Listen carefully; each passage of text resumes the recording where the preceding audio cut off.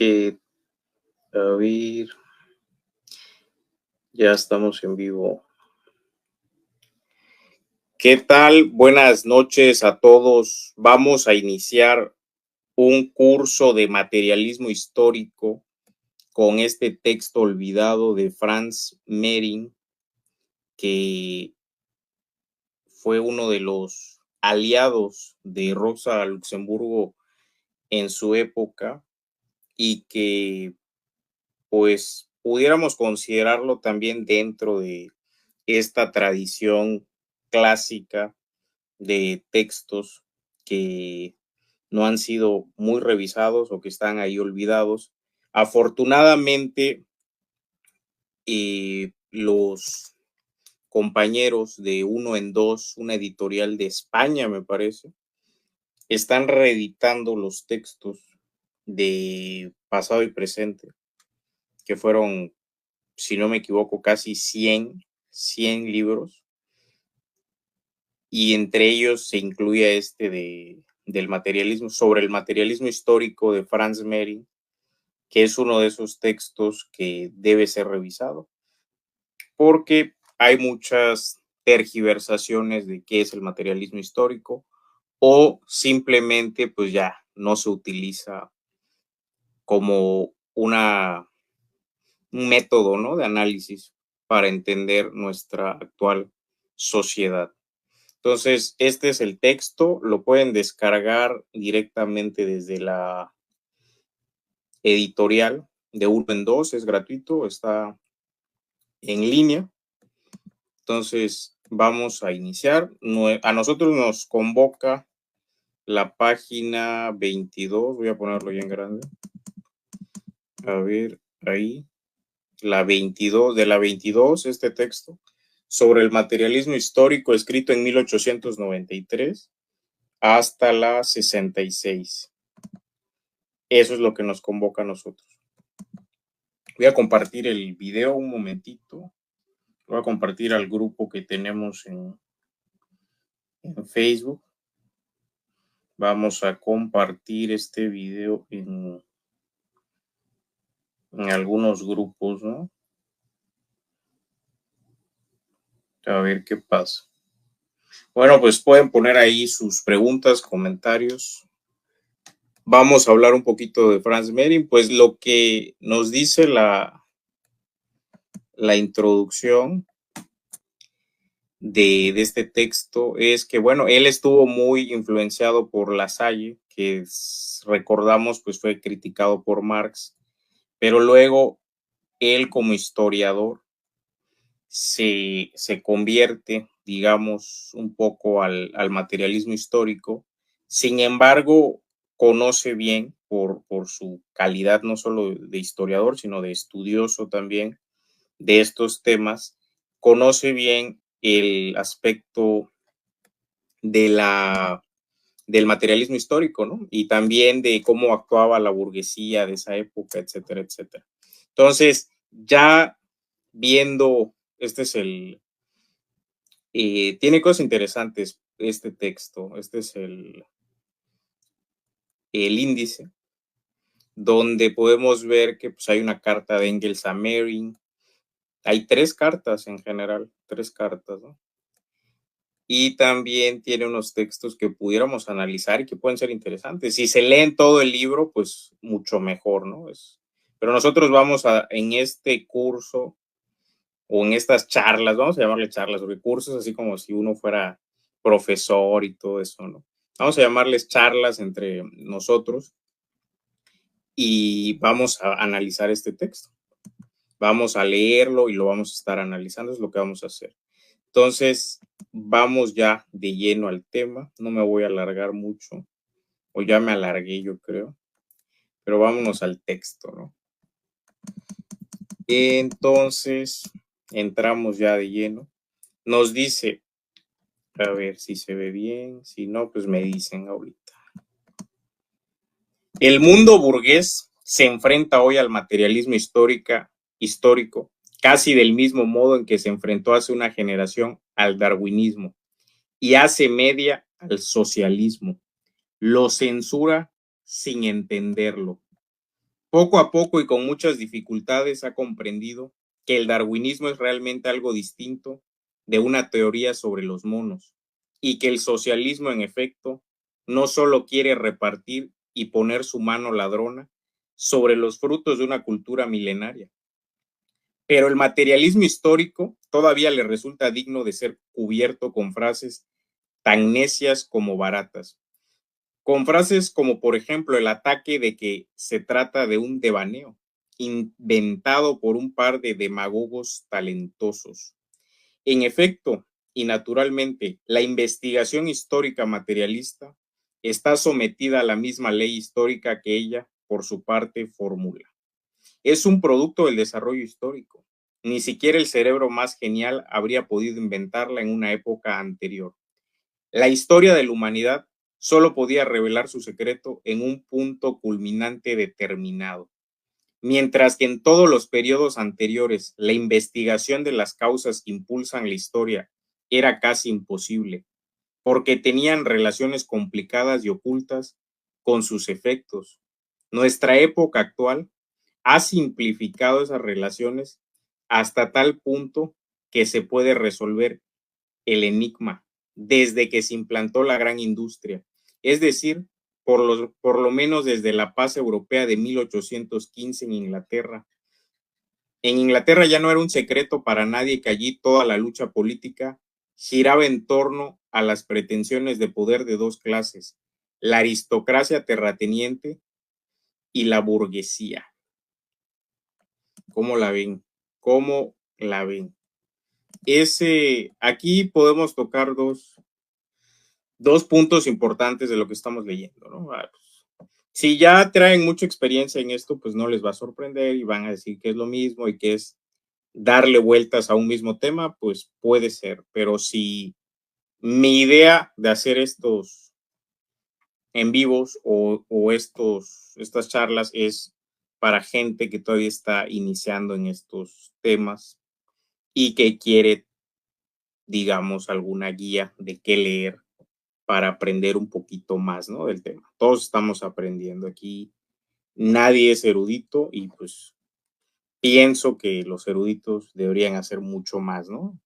De lo que están haciendo actualmente, pero pues están consiguiendo sus becas, están consiguiendo dar cursos, cobrarlos a no sé cuánto, y pues ahí andan, ¿no? Y ahí van a seguir, porque pues no les interesa realmente una lucha más allá. Algunos sí, ¿no? Algunos sí están comprometidos, pero pues la mayoría realmente no. Entonces, hay dos puntos que son importantes. Vivimos una época en la que las relaciones pues ya se han simplificado, lo que dice el texto. O sea, ya se les ha quitado el velo a la explotación que había antes. Ya la explotación que existía en los tiempos del feudalismo, del esclavismo, ya ahora es más evidente, supuestamente, el texto. Otro punto que veo importante es de que, bueno, pues a partir de 1815 podemos estar hablando de que hay dos clases, ¿no? Que se estaban disputando en esa época, ¿no? La aristocracia terrateniente y la burguesía. Entonces, luego, pues fiel a su estilo de historiador, nos habla también que en Francia, con el retorno de los Borbones, se tomó conciencia del mismo hecho. Los historiadores del periodo de la Restauración, desde Thierry hasta Guizot, Mainet y Thiers, lo proclaman por todas partes como la clave para entender la historia francesa desde la Edad Media. Y desde 1830 en ambos países se reconoce a la clase obrera, al proletariado, como el tercer protagonista de la lucha por el poder. Eso es muy importante, el tercer protagonista de la lucha por el poder. La situación se había simplificado tanto que había que cerrar los ojos deliberadamente para no ver en la lucha de estas tres grandes clases y en el conflicto de sus intereses la fuerza que impulsa la historia moderna, por lo menos en los dos países más adelantados. Así se expresaba Engels sobre aquel momento culminante del desarrollo histórico que despertó por primera vez en él y en Marx la comprensión de la concepción materialista de la historia. En la obra del propio Engels se puede leer cómo se siguió desarrollando esta comprensión. La obra de toda la vida de Marx y Engels se apoya completamente en el materialismo histórico. Todas sus obras están construidas sobre esa base. Es simplemente un ardid de la pseudociencia burguesa, hacer como si ambos solo hubieran hecho aquí y allá una pequeña incursión en la ciencia de la historia para respaldar una teoría histórica inventada por ellos. El Capital es, como ya lo ha subrayado Kautsky, en primer lugar, una obra histórica, y especialmente en lo que tiene que ver con la historia.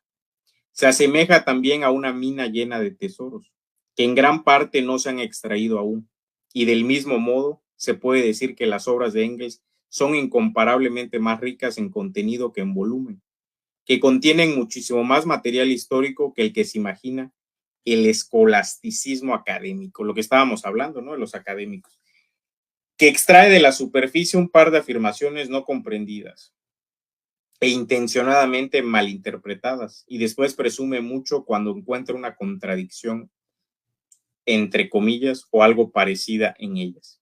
Sería una tarea muy útil compilar sistemáticamente los abundantes aspectos históricos que están dispersos en las obras de Marx y Engels. Y esta tarea será seguramente algún día. Pero aquí tenemos que contentarnos con una indicación general, pues aquí se trata solo de exponer los rasgos más esenciales del materialismo histórico, e incluso esto en forma más negativa que positiva, es decir, refutando las objeciones más corrientes que se han hecho contra él. Y aquí ya vamos a entrar a un punto súper importante, y si pueden ir tomando, bueno, van a leer el texto, obviamente, pues la idea es esa, ¿no? Que lean el texto que estamos analizando y que tomen sus notas, agarren un cuaderno para tomar ciertas notas, porque va a ser regresar a hacer relecturas de estos textos para que nos queden claras luego más cosas, ¿no? Cuando aprendes ya una combinación, pues puedes hacer otras. Cuando aprendes ya ciertas cosas, puedes avanzar y entender otros textos, ¿no? Que pudieran decirse más avanzados, como el Capital. Entonces, aquí voy a compartir, perdón, el texto al grupo, a ver si quieren entrar, y ahorita les sigo comentando, ¿no? Bueno, les voy a comentar mientras lo comparto, porque quiero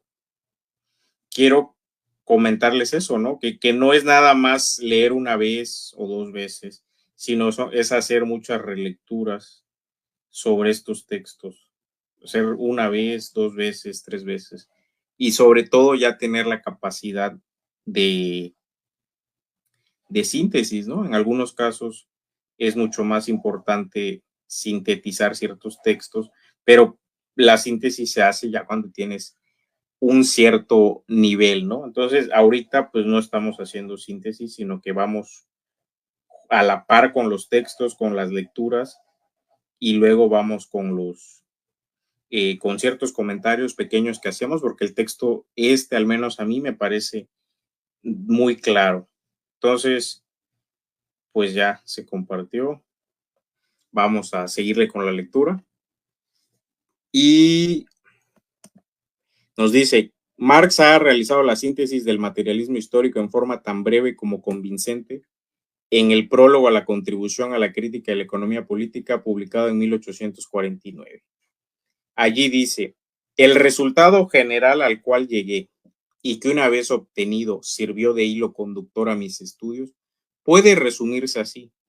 En la producción social de su vida, los hombres contraen relaciones determinadas, necesarias, independientes de su voluntad, relaciones de producción que corresponden a un determinado estadio del desarrollo de sus fuerzas productivas materiales.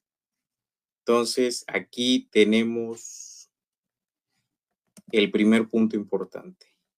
La totalidad de estas relaciones de producción constituye la estructura económica de la sociedad, la base real sobre la que se levanta la superestructura jurídica y política, y a la que corresponden determinadas formas de conciencia social. El modo de producción de la vida material condiciona el proceso de la vida social. política y espiritual en general. No es la conciencia de los hombres lo que determina su ser, sino por el contrario, su ser social lo que determina su conciencia. En una cierta etapa de su desarrollo, las fuerzas productivas materiales de la sociedad entran en contradicción con las relaciones de producción existentes, o lo que tan solo es una expresión jurídica de esto, con las relaciones de propiedad dentro de las cuales se habían movido hasta entonces. Estas relaciones dejan de ser formas que favorecen el desarrollo de las fuerzas productivas y se transforman en trabas de las mismas. Entonces comienza una época de revolución social. Al cambiar la base económica, se revoluciona más o menos rápidamente toda la inmensa superestructura. Al considerar estas revoluciones, hay que distinguir siempre entre los cambios materiales en las condiciones de producción económicas, que se pueden comprobar con la exactitud de las ciencias naturales, y las formas jurídicas, políticas, religiosas, artísticas o filosóficas. En una palabra, las formas ideológicas bajo las cuales los hombres adquieren conciencia de este conflicto y lo resuelven. Así como no nos formamos un juicio acerca de lo que es un individuo por lo que él piensa de sí, tampoco podemos juzgar una de estas épocas de revolución a partir de su conciencia, sino que debemos explicarnos más bien esta conciencia por las contradicciones de la vida material, por el conflicto existente entre las fuerzas productivas sociales y las relaciones de producción. Una formación social no desaparece nunca antes de que hayan desarrollado todas las fuerzas productivas que caben dentro de ella, y jamás aparecen relaciones de producción nuevas y superiores antes de que se hayan incubado en el seno de la propia sociedad antigua las condiciones materiales de su existencia. Por eso la humanidad siempre se plantea exclusivamente tareas que puede realizar, pues si se observa con más cuidado se encontrará siempre que la tarea solo surge cuando ya existen, o por lo menos se están gestando, las condiciones materiales para su realización. A grandes rasgos se puede caracterizar a los modos de producción asiático, antiguo, feudal y moderno burgués como etapas progresivas en la formación económica de la sociedad. Las relaciones de producción burguesas son la última forma antagónica del proceso de producción social. Antagónica no en el sentido de un antagonismo individual, sino en el de un antagonismo que surge de las condiciones sociales de vida de los individuos.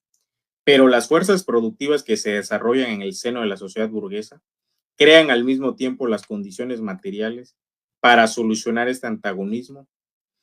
Con esta formación social se cierra, por lo tanto, la prehistoria de la sociedad humana. ¿Cómo la ven? ¿Cómo? A ver, quiero ver cómo. Es que antes podía subrayar, ahorita ya no sé qué le instalé o qué le instalaron, que pues ya no puedo subrayar. Pero ¿cómo la ven? Con esto que acabamos de leer es todo el materialismo histórico ya. No necesitan más, es más, pueden apagar este video y con esto que acabamos de leer, pueden releerlo una y otra vez, sacar 50 preguntas, luego 100, 200, 300 preguntas. Marx considera al capitalismo la prehistoria de la humanidad todavía. Entonces, aunque nosotros nos creamos muy desarrollados, muy avanzados, que porque hay cohetes, porque ya se está yendo al espacio, porque hay inteligencia artificial, porque hay redes neuronales, porque hay, ¿qué más hay? Todo lo que quieran, ¿no? Toda la tecnología que pueda haber, internet. Somos muy avanzados, ¿no? Para Marx esto es todavía la prehistoria de la humanidad. Y lo estamos viendo porque a pesar de que hay todos esos avances científicos o tecnológicos, y sigue habiendo pobres, sigue la gente muriendo por falta de comida, sí, hay lugares donde no hay agua, donde no hay electricidad, donde no hay ningún servicio, donde no hay absolutamente nada más que una vida de esclavitud completamente y muy precaria, ¿no? Entonces, como dice, ya metiéndonos en un poquito otro texto de Marx, pues dice, capitalismo llega, ¿no? Chorreando sangre, lodo y sangre, ¿no? Más o menos eso dice. Y vemos que estamos en un sistema, el capitalismo, pues es podríamos llamar necroeconomía. O sea, es una economía de muerte porque solo puede seguir viviendo mientras esté matando, ¿no? Entonces lo vemos en Palestina, en lo que hay, que es un genocidio ahí, y vemos que pues, es parte del sistema, o sea, lo necesitan. No solo ahí, hay otros lugares donde también no les importa pues, matar vidas humanas, pero la guerra está dentro de la lógica del sistema capitalista. Entonces, por eso Marx dice, bueno, pues estamos en la prehistoria de la sociedad humana. Y analizando este punto que es en el que nos vamos a centrar, el libro se llama Contribución a la crítica de la economía política, es un libro pequeño, pero sustancioso, tiene muchas claves, como la que acabamos de leer. Pues Marx hace una división a grandes rasgos, dice, ¿no? De 5 modos de producción.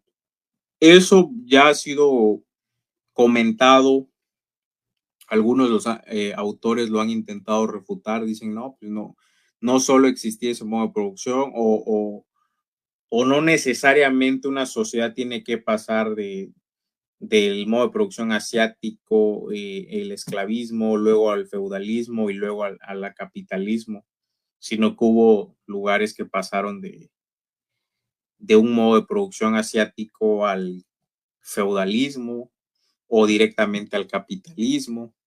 Entonces, ahí pudiéramos, o sea, eso es un tema, ¿no? Eso sería motivo, ahí ya tienes un tema, anótenlo también, los modos de producción, ¿no?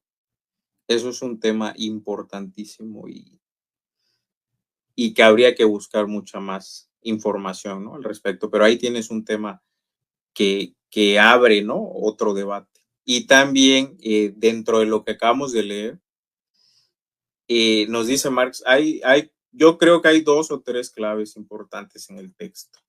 Qué lástima que no puedo ahorita subrayar, porque pues la idea era subrayar, pero pues no importa, ya sé dónde está. Dice,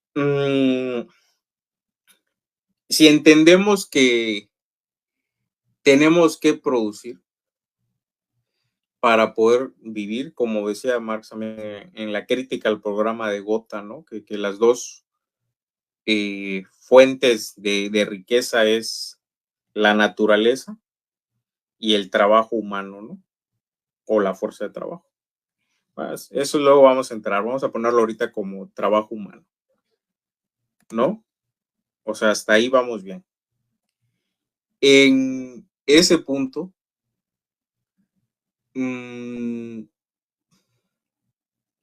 ¿cómo surgió el hombre, no? Ahí pudiéramos plantear cómo surgió el hombre. ¿Para qué surgió?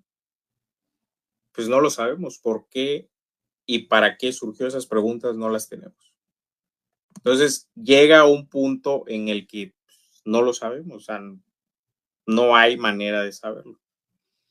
Entonces, pero ya estamos aquí, ya estamos en este planeta, en esta tierra que no sabemos si es planeta o es otra cosa, porque tampoco sabemos qué es, ¿no? Pero vamos a ponerle que estamos en un planeta que se llama Tierra y que llegamos al mundo y sentimos hambre, porque pues de manera natural sentimos hambre. Entonces buscamos la manera de alimentarnos y empezamos a ver cómo alimentarnos. Entonces los primeros seres humanos pues buscaron la manera de alimentarse, sintieron hambre. Entonces eso fue lo primero que quizás hicieron. Luego de buscar la manera de alimentarse, o sea, buscaron cómo producir y en esa producción, pues estuvieron contrayendo relaciones determinadas, ¿no? Lo que dice ahí, independientes de su voluntad, porque pues no es mi voluntad sentir hambre. Entonces, relaciones de producción que corresponden a un determinado estadio del desarrollo de sus fuerzas productivas materiales. Pues, ¿cuáles eran las fuerzas productivas materiales cuando surgió el primer hombre o los primeros hombres? o primero seres humanos, para que no digan que estamos dejando fuera a las mujeres. Y ¿cuáles eran las fuerzas productivas? Pues no había, ¿no? Era la mano, y luego pues ya se fueron el cuerpo, lo que tuvieras, luego ya fueron haciendo sus instrumentos o sus materiales, y así posteriormente, ¿no? Entonces, pero había un trabajo que hacer. Había un trabajo que hacer, por eso Engels habla de ese pequeño texto que también habría que retomar, el de el papel del trabajo en la transformación del mono en hombre, ¿no? Que ahí ellos influenciaron, también hay que recordar algo, aquí lo menciona Franz Mehring, en el materialismo histórico hay que recordar que están muy influenciados Marx y Engels por los nuevos descubrimientos de Charles Darwin, ¿no? Por eso aquí lo menciona, que no es solo una teoría de los monos, dice Franz Mehring al inicio de este texto. Entonces, ahí ya nos surge esa duda, ¿no? Pues, ¿cómo surge el hombre? Entonces, ¿cómo surge? ¿Para qué surge? Pero mientras, como no tenemos esa respuesta y mientras la descubramos, pues nos toca que, como dice el texto, en contra de nuestra voluntad sentimos hambre y tenemos que hacer algo para ya no sentir o satisfacer esa, digamos, esa condición, ¿no? De sentir hambre. Entonces, que es una condición pues natural, biológica, como le quieran llamar, ¿no?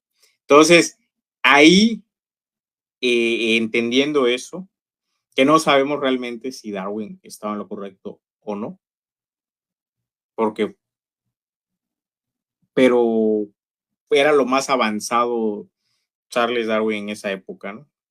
Que de hecho se rumora que Marx le envía una copia del Capital a Darwin. No se sabe si la leyó o no, porque murió poquito después Charles Darwin. Entonces, ahí por eso hay ese paralelismo entre la biología y el análisis de la biología, ¿no? Del nacimiento, crecimiento, desarrollo y muerte de un ser vivo, con el, con el nacimiento, crecimiento, desarrollo y muerte del capitalismo, ¿no? Ese es el capital. Por eso se lo dedica Marx. Pero, por siempre hay un pero. Habrían también que ver lo que estamos ahorita viendo, es que de estas relaciones de producción constituyen una estructura económica. Esa estructura económica pues crea un Estado, ¿no? Directamente un Estado o una superestructura jurídica y política que son, pues, tienen determinadas formas de conciencia social, como dice aquí el texto, ¿no? Entonces, el modo de producción de la vida material condiciona el proceso de la vida social, política y espiritual en general. Claro, si nos vamos a la analogía que estamos haciendo de los primeros seres humanos, pues cuando cae una lluvia, no sabes por qué cayó. Cuando cae los truenos, un rayo, no sabes por qué. Entonces, se lo atribuyen a seres de otro planeta o seres místicos. Entonces se lo atribuyen a un dios. Entonces el dios sol, el dios trueno, el dios lluvia, son dioses. ¿Por qué?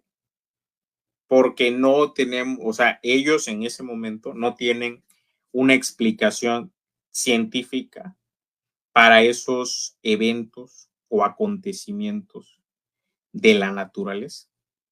Entonces ahí se da una contradicción entre el trabajo humano, el ser humano y la naturaleza, ¿no?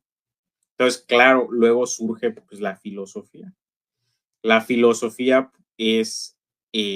trata de ver, y la religión tratan de decir que pues un Dios creó todo, ya, ¡pum!, cayó del cielo todo. Es más, en la Biblia, ¿no? Se dice que Dios creó en 6 días, ¿no? El mundo. Y dijo, hágase la luz, y ¡pum!, se hizo la luz. Entonces, ese tipo de cuestiones que deberíamos nosotros ya realmente bueno, la religión debería estar superada actualmente, pero vemos que sigue con, contrariamente a lo que nos gustaría, pues sigue imperando ese discurso, ¿no? Incluso es mucho mayor el avance de la religión que de estos temas de materialismo histórico, marxismo o formación política, le voy a llamar, porque no es solo marxismo, es formación política. Entonces, ahí ya tienes un punto importante, ahí ya tienes de entrada un punto importante, ya tienes, al menos ya estamos dando un contexto de qué es el materialismo histórico y por qué surge y por qué es un método de análisis para posteriores textos y atraviesan toda la obra de Marx, ¿no? Todas las obras de Marx están impregnadas o son analizadas en base al materialismo histórico. Entonces, aquí nos dice también que, bueno, hay una parte que es una frase, la frase más famosa de este texto. A ver, aquí dice, no es la conciencia de los hombres lo que determina su ser, sino por el contrario, su ser social, lo que determina su conciencia. Y esto es la frase que más sale y que he visto más en fotos, ¿no? En imágenes que se comparten en redes sociales. En una cierta etapa de su desarrollo, las fuerzas productivas materiales de la sociedad entran en contradicción con las relaciones de producción existentes. Esa contradicción, a ver, relaciones de producción existentes, o lo que tan solo es una expresión jurídica de esto, con las relaciones de propiedad dentro de las cuales se han movido hasta entonces. Y dice, estas relaciones dejan de ser formas que favorecen el desarrollo de las fuerzas productivas y se transforman en trabas de la misma, ¿no? De las mismas, perdón. Entonces, ¿por qué en el feudalismo? Pues significó un avance, ¿no? Al esclavismo.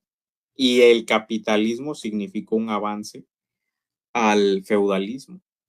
¿Por qué? Porque pues ya era una traba. El rey decidía, oye, el monarca, ¿no? Decidía el monarca o el rey, dependiendo que sea una monarquía o república en su momento también, pues decidían qué se produce, cuánto se produce, y me tienes que pagar un tributo, ¿no? Y los señores feudales. Entonces ya era así como que pues yo ya, ¿para qué quiero producir más? Si yo ya tengo, ¿no? Entonces, esas trabas, o sea, por eso dice, se convierten en trabas de las mismas, ¿no? O sea, de las fuerzas productivas. Esas relaciones del feudalismo, por eso surge la Revolución Inglesa, ¿no? En 1600 y algo. Luego la Revolución Francesa y todas las revoluciones europeas. ¿En contra de qué? Del feudalismo. Claro, entonces la burguesía, como decía Marx en el manifiesto, pues fue revolucionaria en su momento.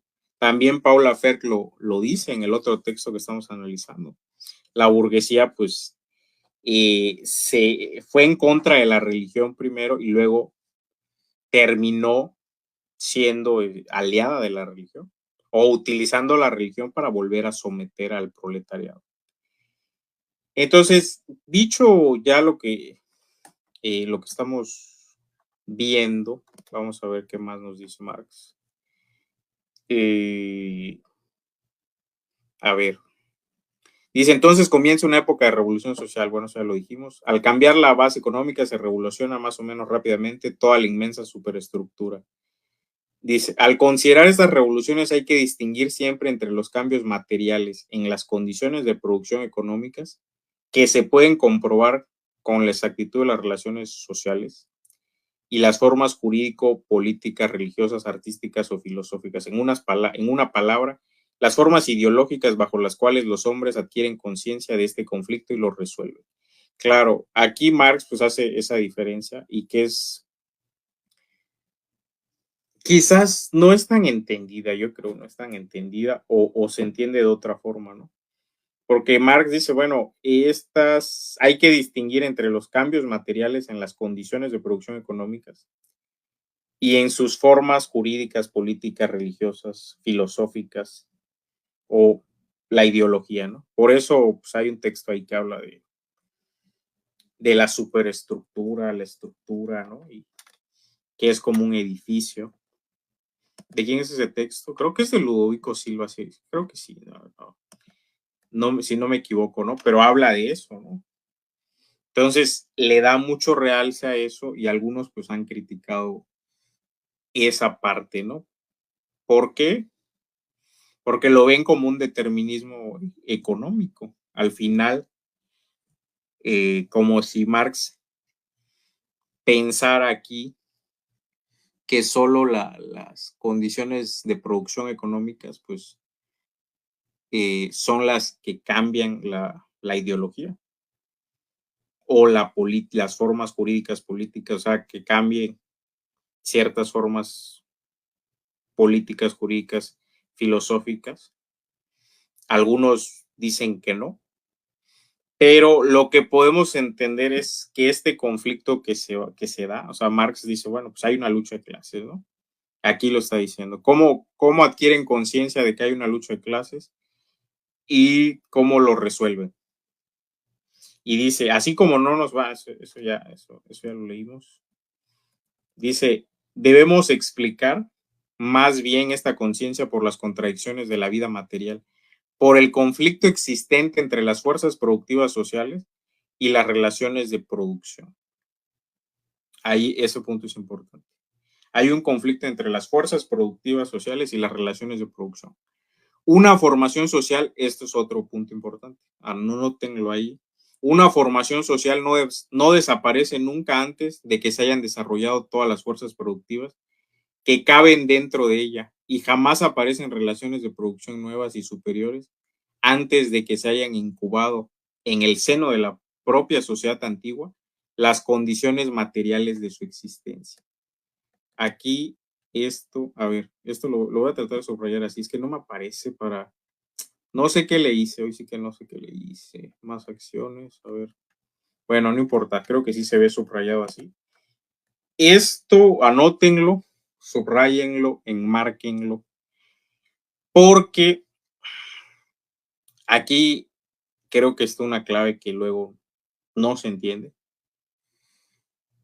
y que nos va a ayudar a analizar dos autores o personajes que están muy en boga, bueno, no muy en boga, pero están dentro de los videos estos, tienen mucha presencia en redes.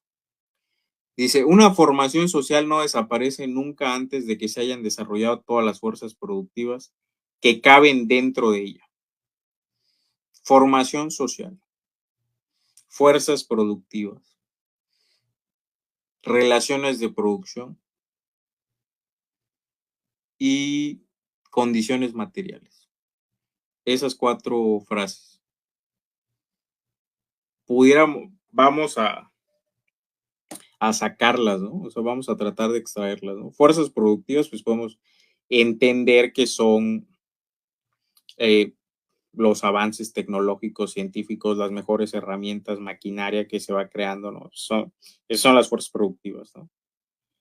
Y las relaciones de producción nuevas, pues es la división social del trabajo, ¿no? Es lo que al crear, digamos, al pasar yo tener mi parcela de tierra para trabajarla y pues, llega el capitalismo y la pierdo o me la quitan y tengo que irme de proletario a una fábrica, entonces ahí hay una división social del trabajo, a una maquiladora, a una fábrica de esa época en Inglaterra o en cualquier país, y tengo que manejar una máquina que pues ya yo lo hacía todo a mano y ahora lo tengo que hacer todo con una máquina. Ya no se necesita una alta cualificación, sino simplemente meter ahí las piezas en una máquina y ya salen. Entonces ya cualquiera lo puede hacer, hasta un niño. Por eso pues, se utilizaron niños estos, eh, ¿cómo llamarles? No? Pues no quiero decir una palabra para que no nos vayan a censurar. En redes pues ya no se puede hablar, pero estos angelitos pues utilizaban niños, ¿no? Y siguen utilizando niños, ¿no? Como mano, como trabajadores, ¿no? Entonces, ahí ya tienes que, ¿qué dijimos? Formación, ya tenemos fuerzas productivas, ¿qué es? Relaciones de producción, pues son las relaciones que se van dando, la división social del trabajo, que cómo van cambiando esas relaciones de producción, nuevas y superiores, dice, y condiciones materiales de su existencia. Pues eso está claro.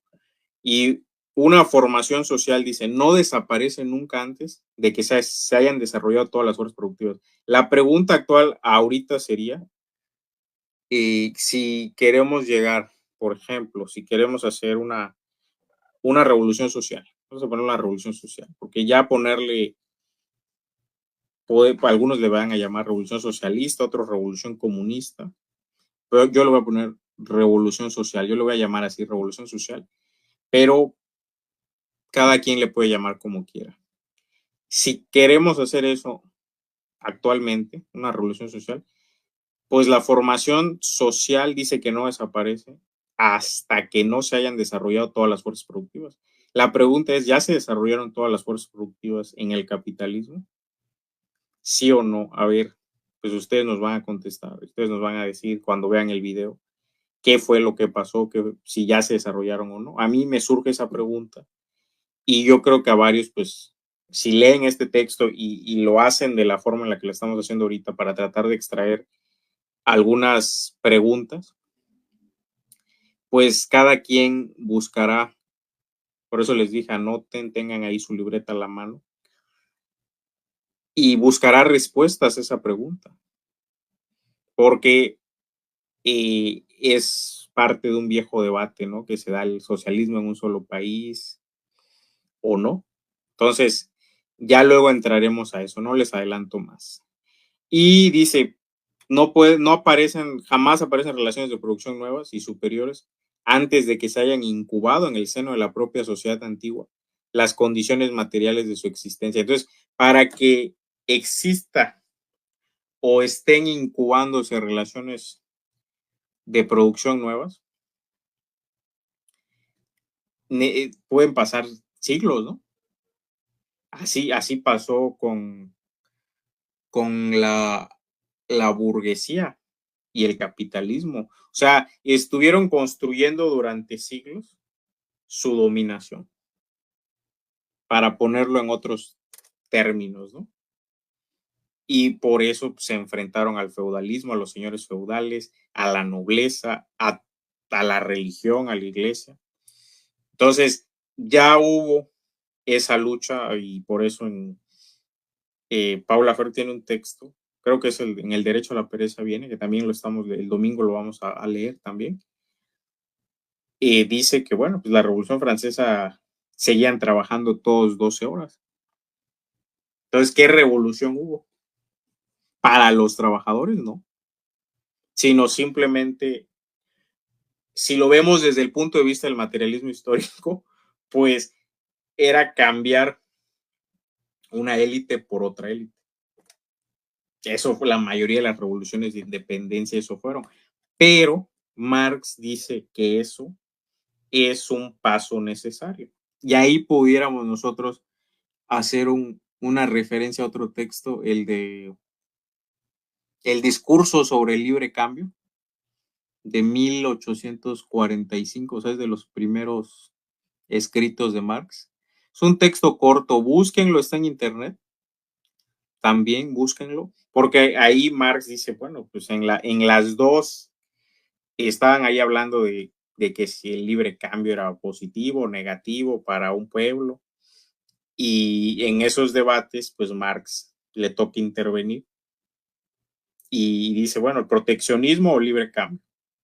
Entonces estaban debatiendo sobre qué era, si era positivo o negativo. Entonces dice, bueno, en los dos el trabajador pierde y lo plantean así.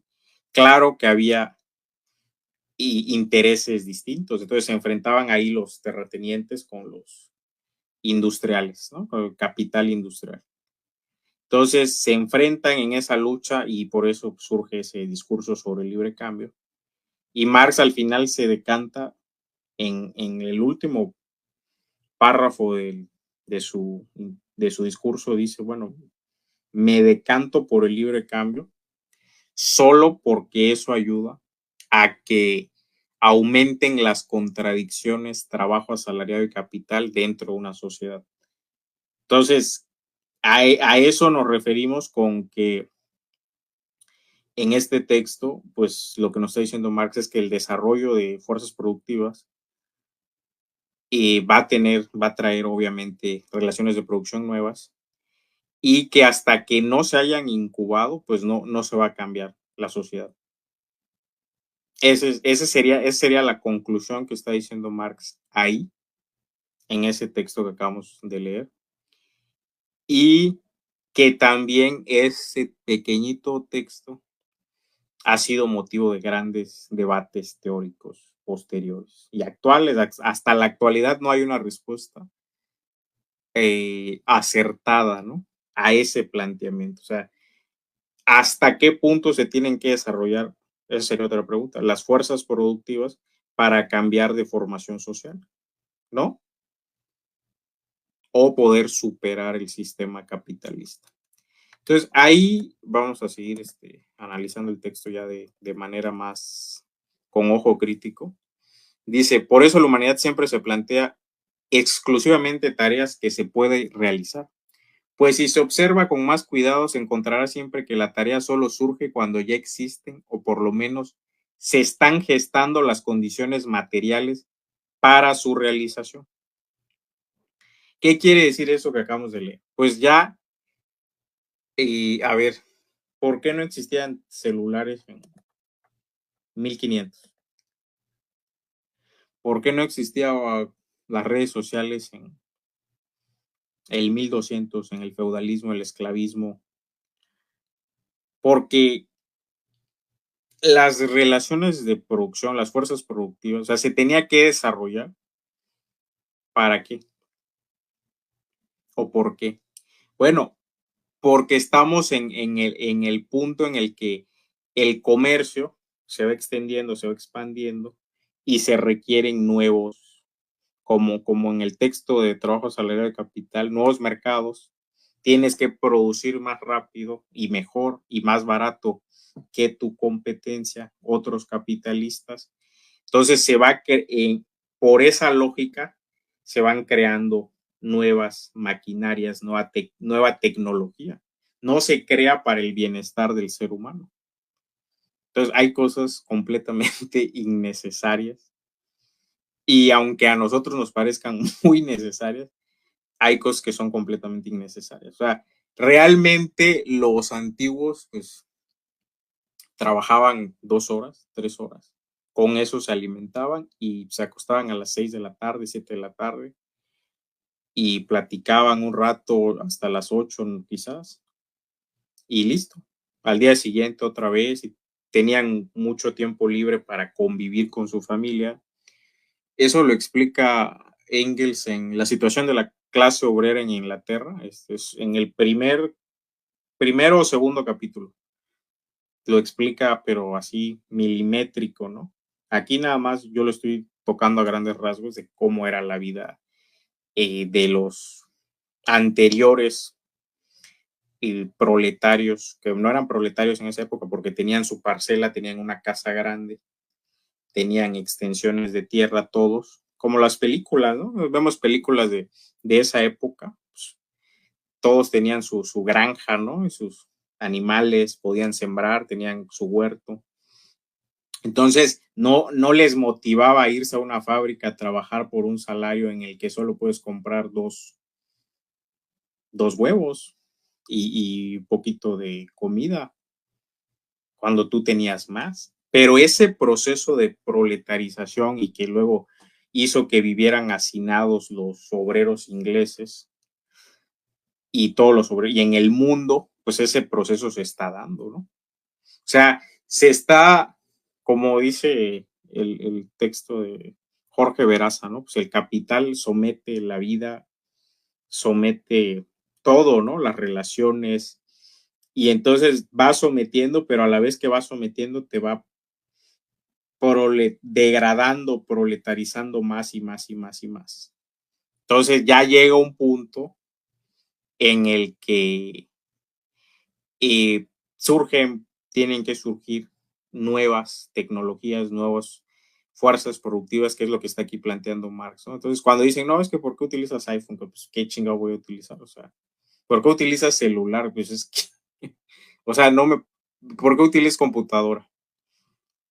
Pues la hacen los trabajadores y pues la estoy utilizando para algo que creo más benéfico que estar haciendo, no sé, videos ahí de TikTok, de risa, cosas así. Pues cada quien, ¿no? El que quiera hacerlo es libre, pero pues esos argumentos son, digamos, falaces, ¿no?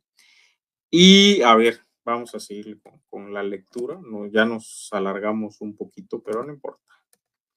Está bueno el texto, ya me fui emocionando, empecé creo que lento, pero me fui emocionando conforme lo voy leyendo, voy entrando en calor y ya me emociono. Entonces, a ver, dice, bueno, aquí ya habla de los 5 modos de producción, 4 o 5 modos de producción, y que el capitalismo es, dice, las relaciones de producción burguesas son la última forma antagónica del proceso de producción social. Es un antagonismo que surge de las condiciones sociales de vida de los individuos, pero las fuerzas productivas que se desarrollan en el seno de la sociedad burguesa crean al mismo tiempo las condiciones materiales para solucionar este antagonismo.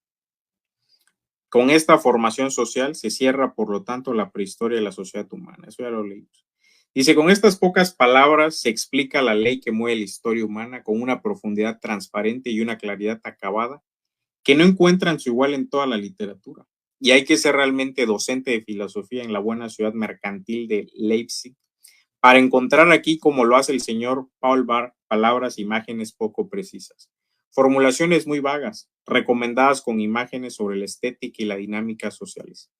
Pero ya 11 años antes, en el Manifiesto Comunista de 1848, Marx y Engels habían descrito así en qué medida los hombres son los portadores de este desarrollo histórico. La historia de todas las sociedades que han existido hasta nuestros días es la historia de la lucha de clases. Hombres libres y esclavos, patricios y plebeyos, señores y siervos, maestros y oficiales. En una palabra, opresores y oprimidos se enfrentaron siempre como opuestos, mantuvieron una lucha ininterrumpida, a veces velada, a veces abierta, que terminó siempre con una transformación revolucionaria de toda la sociedad o con la desaparición conjunta de las clases en pugna. En las épocas históricas anteriores, encontramos por casi todas partes una división total de la sociedad en diversos estamentos, un escalonamiento múltiple de condiciones sociales. En la antigua Roma tenemos patricios, caballeros, plebeyos, esclavos. En la Edad Media, señores feudales, vasallos, maestros, oficiales, siervos. Y además, dentro de casi todas estas clases nuevas, divisiones especiales. La moderna sociedad burguesa, surgida de las ruinas de la sociedad feudal, no ha eliminado las contradicciones de clase, solo ha creado nuevas clases, nuevas condiciones de opresión, nuevas formas de lucha en sustitución de las viejas. Nuestra época, la época de la burguesía, se destaca, sin embargo, porque ha simplificado las contradicciones de clase. Toda la sociedad se divide cada vez más en dos grandes campos enemigos, en dos clases que se enfrentan directamente, burguesía y proletariado. Esta es quizás la frase más famosa y es otra que deberían tener ahí anotada y releerla 1, 2, 3, 4, 5, 10 veces y todas las veces y leerla cada mes, cada 6 meses, cada año, porque el manifiesto comunista pues es el materialismo histórico por excelencia. Y aquí en este texto, en este pequeño texto del manifiesto, que luego vamos a entrar también a analizarlo, nos da una clave quizás muy importante, ¿no? Yo creo que la primera es que hay dos clases en pugna y que al llegar a este grado de desarrollo de la sociedad y al entrar al capitalismo o al llegar al capitalismo, vemos cómo cómo dos clases opuestas se enfrentan, a veces no tan como una revolución, sino a veces es más velado el enfrentamiento, pero a veces surgen otras clases. Entonces luego dice, pues hay otras clases de, de opresión, hay de condiciones, nuevas condiciones de opresión, nuevas formas de lucha en sustitución de las viejas.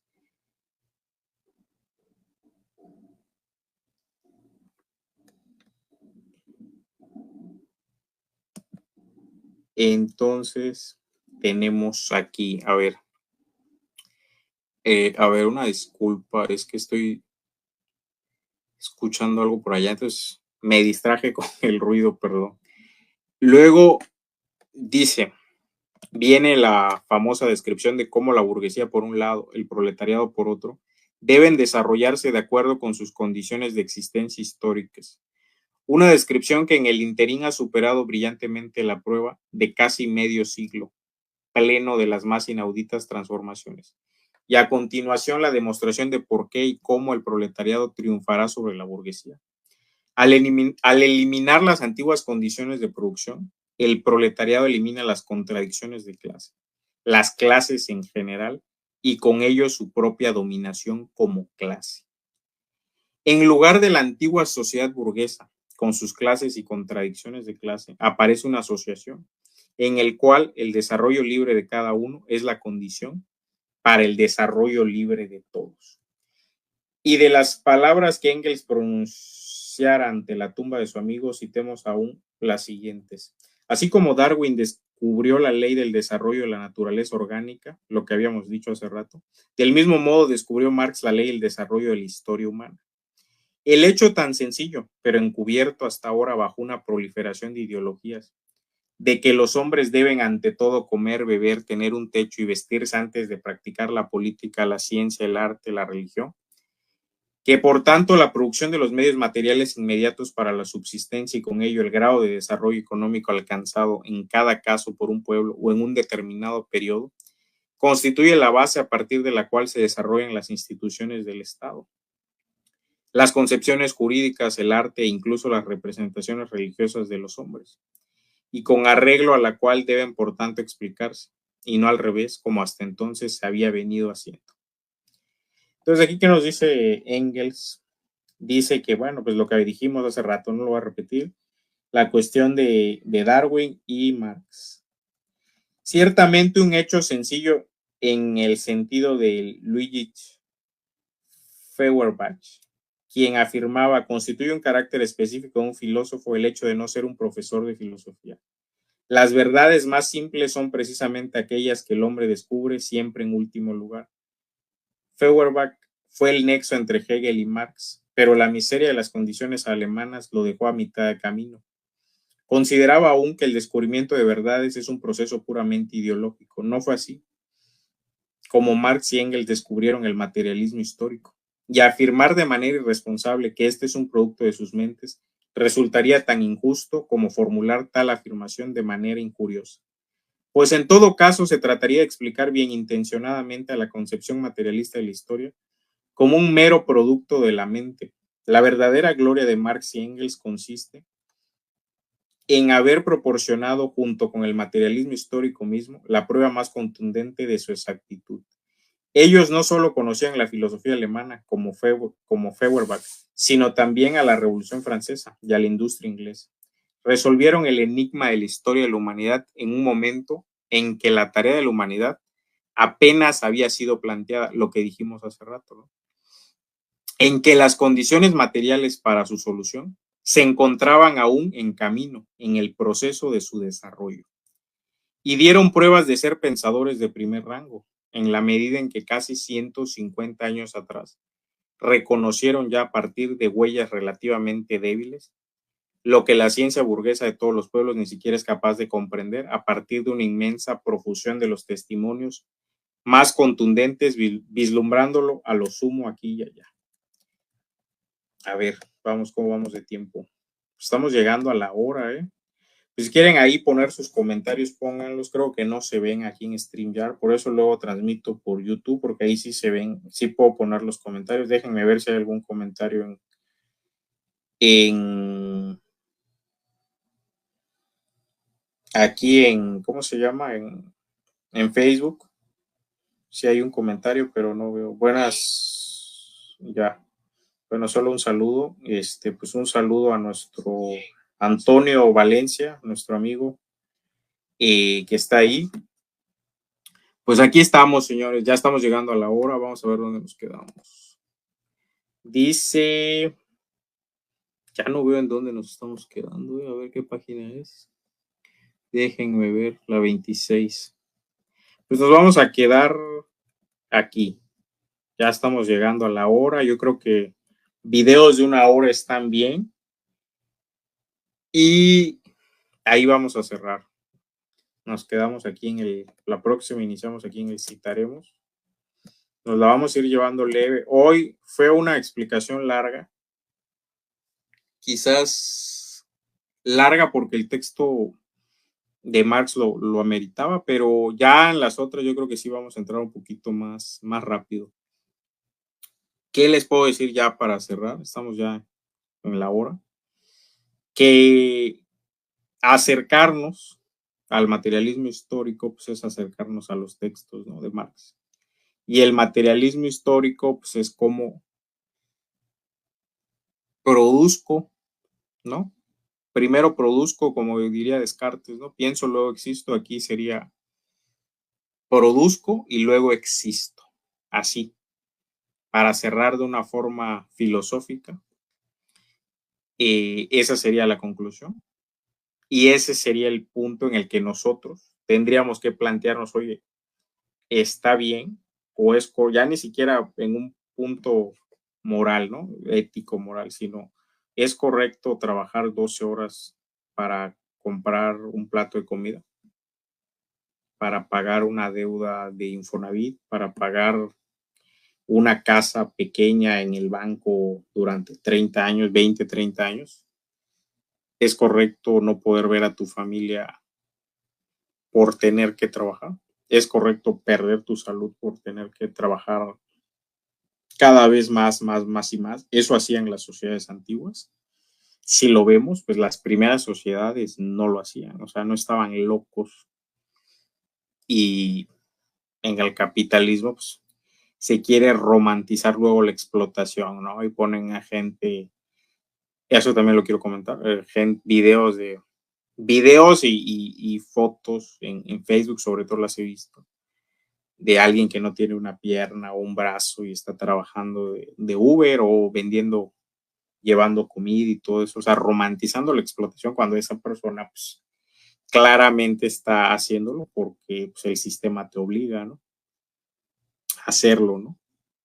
Entonces, nos han metido, la ideología burguesa está en todo, familias, religiones, televisión, o sea, prácticamente estamos llenos, ¿no? O nos están impregnando siempre 24/7 de la ideología burguesa.